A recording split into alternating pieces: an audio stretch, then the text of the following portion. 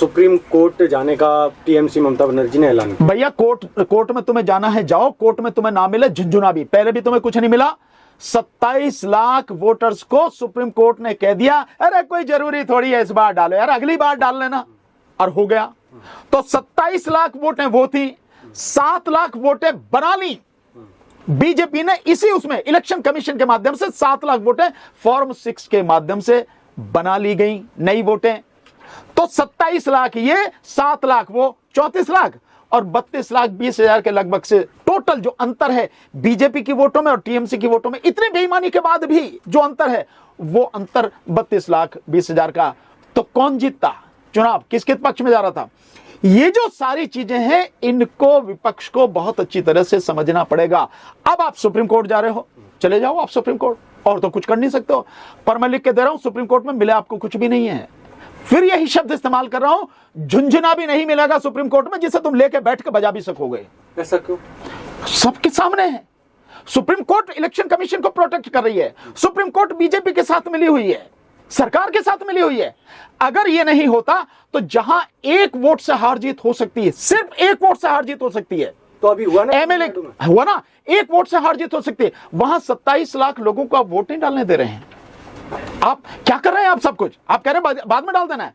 Election को पीछे करना चाहिए था, उन लोगों की जो वोटें उनको क्लियर करके, और जब उनकी वोटों का पूरा निश्चित निर्धारण हो जाता उसके बाद में चुनाव कराने थे, पर आपने नहीं किया।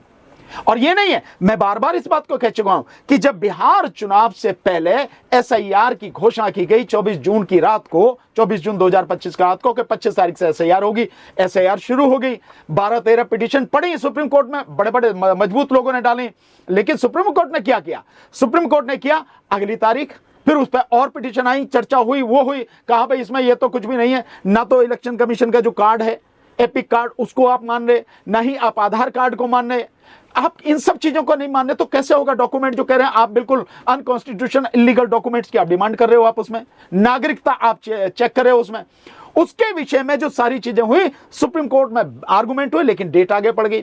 धीरे धीरे हुआ कि जो ड्राफ्ट लिस्ट थी बिहार की, ड्राफ्ट लिस्ट आ गई, फिर आगे डेट पड़ गई। उसके बाद में जो कंफर्म लिस्ट है वो लिस्ट आ गई, वोटर लिस्ट, सुप्रीम कोर्ट ने फिर आगे डेट दे दी। उसके बाद में इलेक्शन की घोषणा होगी बिहार में, सुप्रीम कोर्ट ने फिर डेट दे दी। इलेक्शन शुरू हो गया, सुप्रीम कोर्ट ने डेट दे दी। इलेक्शन हो गया, सुप्रीम कोर्ट ने डेट दे दी। रिजल्ट आ गया, सुप्रीम कोर्ट ने डेट दे दी। सरकार बन गई, सुप्रीम कोर्ट ने डेट दे दी। अब सरकार बीजेपी के मजे ले रही है और मुकदमा वहीं की वहीं पड़ा है। तो ये दिखता नहीं। और इसमें और क्या कहोगे आप? इसे जानबूझ के नहीं कहेंगे तो क्या कहेंगे? ये बाकायदा जानबूझ के है, प्री प्लान्ड है, और मुझे कहने में कोई झिझक नहीं है। सरकार, इलेक्शन कमीशन, बाकी सभी संवैधानिक संस्थाएं, वो सब एक जगह मिले हुए हैं और इनके साथ में सुप्रीम कोर्ट भी मिली हुई है। इलेक्शन कमीशन वगैरह मिलके इलेक्शन कमीशन को आगे करके सुप्रीम कोर्ट उसको प्रोटेक्ट कर रही है। और सरकार जो चाहती है हिंदू राष्ट्र का जो उसका एजेंडा है उसी के लिए लगातार काम किया जा रहा है, उसी के लिए सारी बेईमानी की जा रही है। और टारगेट जो असली है 2029 है, आप देख लेना तमाशा। मैं पहले ही सारी चीजें खोल के बता चुका हूं सब कुछ। ममता बनर्जी कह रही है कि मुझे बर्खास्त कर दो लेकिन मैं इस्तीफा नहीं दूंगी। नहीं, वो एक उनका अपना स्टैंड हो सकता है कि बर्खास्त कर दो या वो कर दो। ममता बनर्जी जी का एक पॉलिटिकल स्टैंड है। 9 तारीख को गर्भ शपथ, हाँ वो 9 तारीख को शपथ लें, उसमें तो कोई दिक्कत नहीं, शपथ भी ले लेंगे, सरकार बन जाएगी, सब कुछ हो जाएगा। लेकिन ये एक पॉलिटिकल स्टैंड है ममता जी का, और ये पॉलिटिकल स्टैंड होना चाहिए कि मुझे जो हराया गया है, हमें बेईमानी से हराया गया, हम हारे नहीं हैं। और अब अभिषेक बनर्जी की अगर बात मान लें तो 100 विधानसभा सीटों पर उनके जो काउंटिंग एजेंट हैं, पैरामिलिट्री फोर्सेस के जो साथी हैं, सुरक्षा बल हैं, उनके माध्यम से पिटवा के उन्हें बाहर निकलवा दिया गया है। उनकी कुछ की वीडियोस भी आ रहे हैं। और जो मशीन है वो मशीनें बदल दी गई हैं। एक जो उनके वो है एक कैंडिडेट है शायद, वो उसी समय कह रहे थे कि जब काउंटिंग के समय 98% मशीन की बैटरी है, वो मशीन की बैटरी जब 98% 99% उस समय थी जिस समय वोट डलनी शुरू हुई थी, वोटिंग शुरू हुई थी उस समय थी, और पूरे दिन वो चली है। उसके बाद में 72 या 70% रहेगी। तो आज जब काउंटिंग हो रही है वो 100% या 98%, 99%, 97% कैसे है? वो ऐसे ही है जिससे अभिषेक बनर्जी अब कह रहे हैं कि भैया मशीन बदल दी गई। अबे ये बात तो हम पहले से कह रहे हैं, मशीन बदल दी गई। सीसीटीवी मांग रहे हैं 12 बजे से 6 बजे। नहीं मिलेगा। किससे मांग रहे हो आप? चुनाव आयोग से। कि बिल्कुल नहीं देगा चुनाव आयोग। आपने देखा नहीं है कानून? मना कर दिया, कानून बना के मना कर दिया कि कोई सीसीटीवी फुटेज नहीं दी जाएगी। मना कर दिया भाई। और आप लगे क्यों? काहे के लिए? नौटंकी के लिए। नौटंकी के लिए बने सीसीटीवी कैमरे, और सीसीटीवी जो फुटेज है या जो भी कुछ रिकॉर्डिंग है नौटंकी के लिए, और कुछ नहीं मिलेगी नहीं आपको। वो कानून ही बदल दिया, उन्होंने साफ कह दिया कि सीसीटीवी फुटेज हम नहीं देंगे, खत्म होगी बात। तो आप करते रहो कुछ भी, और सुप्रीम कोर्ट से कह लो मैं लिख के दे रहा हूं, अगर सुप्रीम कोर्ट भी सीसीटीवी फुटेज दिलवा दे, हालांकि सुप्रीम कोर्ट को पूरी पावर है, जो चाहे कर दे, लेकिन सीसीटीवी फुटेज जो है सुप्रीम कोर्ट भी नहीं दिलवा पाएगी, लिख के दे रहा हूं आपको। लोग कह रहे हैं कि ये अवैध चुनाव है, बिल्कुल पूरी तरह से अनकॉन्स्टिट्यूशनल है। ये जबरदस्ती चुराया नहीं, लूटा गया, और भयानक लूट। और जो सुरक्षा बल हैं उनको एक गुंडों की ताकत में तब्दील करके उनकी ताकत के माध्यम से ये लूटा गया है चुनाव। जो वो आईपीएस ऑफिसर हैं, जिन आईपीएस ऑफिसर्स के खिलाफ मुकदमे चल रहे हैं, भ्रष्टाचार के मुकदमे चलते हैं, फर्जी एनकाउंटर के मुकदमे चल रहे हैं, जो सस्पेंड चल रहे हैं, आप उन्हें लाके ऑब्जर्वर बना रहे हो, और वो जाके वहां पब्लिक को धमका रहे हैं, कैंडिडेट को धमका रहे हैं, गांव-गांव जाके मतलब वो इस तरह का माहौल बना रहे हैं, वो लोगों को वोट नहीं डालने दे रहे हैं। इस सब के बावजूद भी वोट पड़ा, उस सब के बावजूद भी आपको काउंटिंग में बेईमानी करने की जरूरत पड़ी।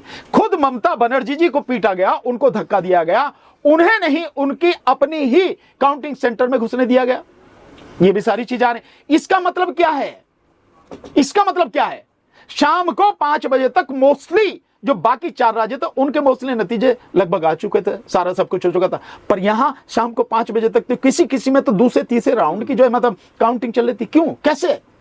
ऐसा क्या था? यहां तो इतना अमला लगा रखा था आपने, इतने माइक्रो ऑब्जर्वर फालतू फंड के ऑब्जर्वर लगा रखे, बावजूद उसके जो है मतलब गिनती धीमी हो रही। इसीलिए था कि मशीनें बदली जा रही थी, सब कुछ प्री प्लान था कि पहले इनको मार के भगाओ टीएमसी वालों को, देन उसके बाद में जो चाहो डिक्लेयर कर दो, और वही हुआ। अब हारते हैं फिर कहते हैं मैं तो जगाने की कोशिश बार बार कर रहा हूं भाई, बहुत दिन से कर रहा हूं। मैं जाग जाओ रे, जाग जाओ रे, जाग जाओ। ना तो वो जाग रहे, ना वो जाग रहे, कोई जाग ना रहा। मैं क्या करूं? मैं तो अपना काम ही तो कर रहा हूं यार। मैं तो बता ही सकूं, समझा ही सकूं। अब तो मैंने 1 घंटे में पूरी डिटेल समझा दी। इस चुनाव के रिजल्ट आने से पहले, इस चुनाव की वोटिंग से पहले मैंने बता दिया कि क्या करना चाहते हैं। 1 घंटे की वीडियो पड़ी हुई है, द जनता लाइव पे पड़ी हुई है, खुद तुम्हारे HNP जो नेटवर्क है, न्यूज नेटवर्क है, उस पे पड़ी हुई है, हमारे चैनल पे है। आर्टिकल 368 भानु प्रताप सिंह, आर्टिकल 368 भानु प्रताप सिंह, उस पर पड़ी हुई है, फोरम 4 पे पड़ी हुई है। लाखों लोगों ने वो देख ली है। मैं तो बता रहा हूं भैया, पहले से बता रहा हूं क्या करना क्या नहीं करना, ये सब कुछ क्या सिस्टम है, किस लिए कर रहे हैं, और कब इनका लास्ट समय है। ये निश्चित समय कब है? 2029, उसके बाद से चुनाव, और उसके बाद फिर आप देखते रहना। एक बार संविधान इन्होंने खत्म कर दिया, एक बार मनुस्मृति पर आधारित संविधान इन्होंने लागू कर दिया, देश में लोकतंत्र खत्म, राजतंत्र शुरू, उसके बाद में खत्म कर। लोग कह रहे, लास्ट सवाल है कि चुनाव आयोग और सुप्रीम कोर्ट पे जिस तरह से जो आए दिन चीजें हो रही हैं, डिसीजन सही नहीं आ रहे, तारीख पर तारीख दिए जाते हैं, तो ये बेलगाम हो गए। इन पर लगाम कौन लगाएगा? जनता। जनता सबसे बड़ी ताकत और आखिरी ताकत है जनता। और मैं बहुत समय से कह रहा हूं, आज से नहीं, पिछले 5-10 साल से लगातार बोल रहा हूं, 5-7 साल से मैं लगातार बोल रहा हूं कि ये इस समय जो है ये लड़ाई जनता की है, जनता को लड़नी पड़ेगी। नेता तुम्हारी लड़ाई नहीं लड़ेंगे, तथाकथित राजनीतिज्ञ जो है, राजनेता जो है, वो तुम्हारी लड़ाई नहीं लड़ेंगे, MLA MP तुम्हारी लड़ाई नहीं लड़ेंगे। जनता की लड़ाई है, जनता को ही लड़नी पड़ेगी, जनता को जन आंदोलन करना पड़ेगा, सड़क पर आना पड़ेगा। क्योंकि जिस समय अदालत भी मर चुकी हो, क्योंकि आखिरी आवाज कहां लगाओगे आप, गुहार कहां करोगे? अदालत में। और जब अदालत ही मर चुकी हो तो फिर क्या है? फिर केवल जन आंदोलन ही एकमात्र रास्ता है, दूसरा कोई रास्ता बचा नहीं। अनाज मिल के घर पे सो रहे हैं ना? नहीं, ऐसा नहीं है। अगर 5 किलो अनाज वाले ही सारे सो गए होते, या 5 किलो अनाज वाले इन्हें वोट देंगे, तो इन्हें वोट मिलती 50 करोड़। मिली तो नहीं 50 करोड़ वोट, इन्हें मिली तो नहीं ना। लोकसभा में भी 25-26 करोड़ वोट मिल गई इनको, इसके आगे तो नहीं ना मिला। इससे इनसे ज्यादा विपक्ष को वोट मिली है।